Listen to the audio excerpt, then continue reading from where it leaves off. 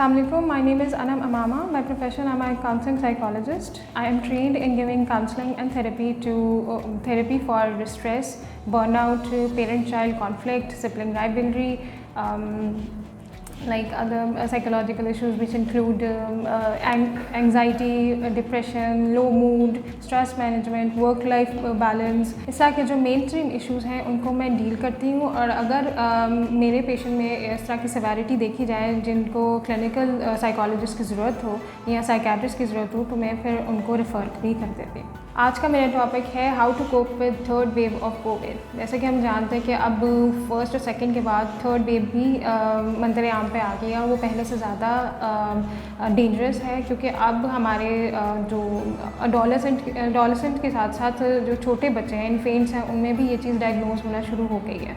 Vaccines Pakistan में specially इतनी कारआमद साबित नहीं हो रही और वो भी लिमिटेड एज ग्रुप के लिए लग रही है। इस सब को देखते हुए हमारी मेंटल हेल्थ भी काफ़ी इफ़ेक्ट हो रही है। बहुत से लोगों में साइकोलॉजिकल इश्यूज़ रिपोर्ट हो रहे हैं और वो किस तरह के हैं, हमें डिप्रेशन रिपोर्ट हो रहा है, एंग्जाइटी रिपोर्ट हो रही है, काफ़ी लोग स्ट्रेस्ड हैं, बर्नआउट इश्यूज़ काफ़ी ज़्यादा है, वर्कलोड बहुत ज़्यादा है। जो लोग वर्क फ्रॉम होम कर रहे हैं, कुछ दिन जो है उन्हें ऑफिस जाना होता है, कुछ दिन हमें उन्हें घर में मेंटेन करना होता है। इस सब सिनेरियो में हमारी सबसे ज़्यादा जो इफ़ेक्ट हो रही है वो हमारी प्रोडक्टिविटी हो रही है। हम ना चाहते हुए भी जो है हमें स्लीपिंग इश्यूज़ हो रहे हैं, हमारी ईटिंग हैबिट्स ख़राब हो चुकी हैं। सो इस टाइम पीरियड में हमें किस तरह अपने आप को कोप अप करना है, किस तरह मैनेज करना है इस अनसर्टन सिचुएशन में। सबसे पहले हमें इस अनसर्टन टाइम को एक्सेप्ट करना चाहिए unconditionally.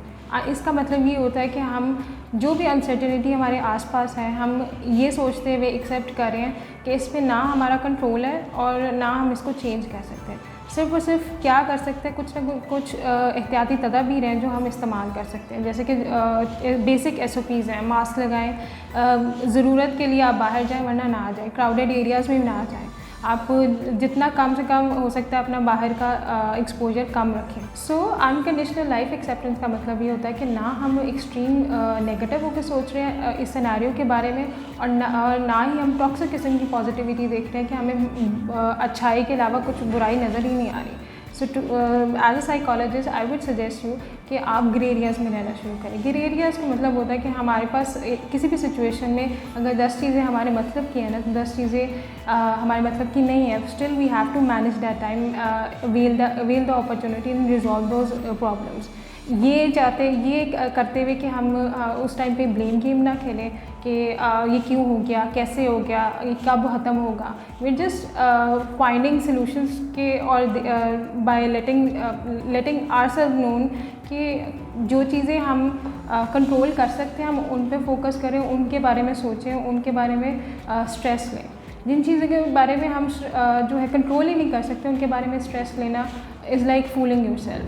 So first I would say कि कोपिंग स्ट्रैटेजी ये रखेंगे build an insight about this whole scenario कि ये अनसर्टेनिटी है और सिर्फ SOPs ही हमें सेव रख सकती है। द नेक्स्ट थिंग इज़ आप क्या कर सकते हैं, अपनी डेली लाइफ में ब्रेक्स का इनकॉर्पोरेशन कर सकते हैं। कोई भी काम करते हैं आप 1 घंटे के बाद कुछ मिनट्स की ब्रेक लें और उन ब्रेक्स में आपने क्या करना है, it's like mental vocation.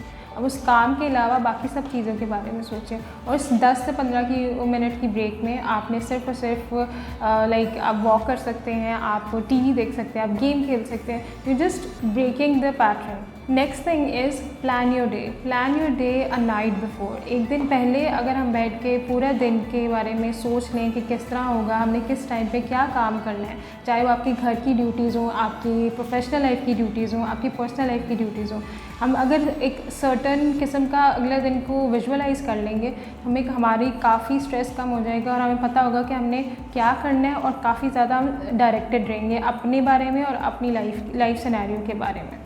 Next thing is कि डेवलप हेल्दी चॉइसेस का मतलब है कि अपनी लाइफ और अपनी हेल्थ के बारे में होलिस्टिक अप्रोच रखें।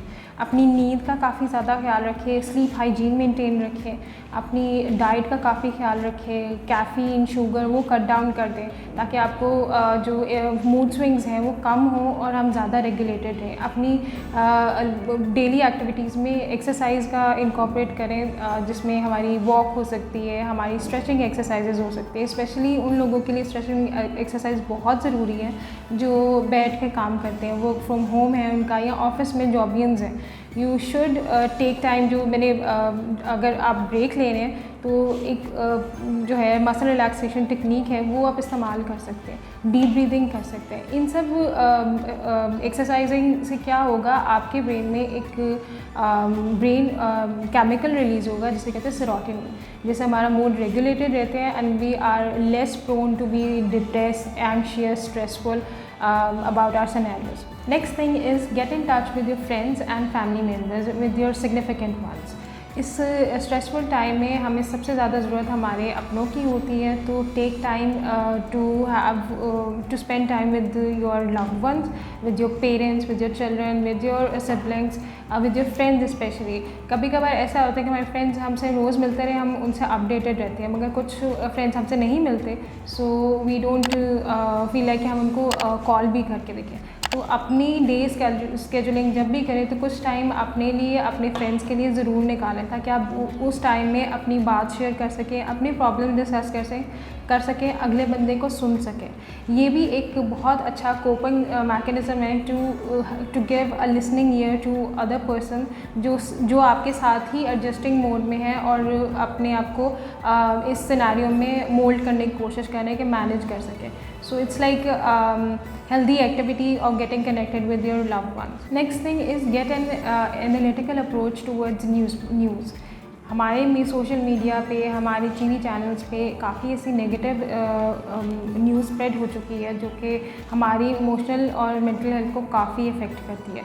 तो try to have a very analytical perspective towards it, कि जो कि एक इंसाइट बिल्ड करे कि वही बात आ गई कि हमने एक्सेप्ट कर लिया कि ये चीज़ है और सिर्फ SOPs के साथ ही हम इस कोविड से हम बच सकते हैं।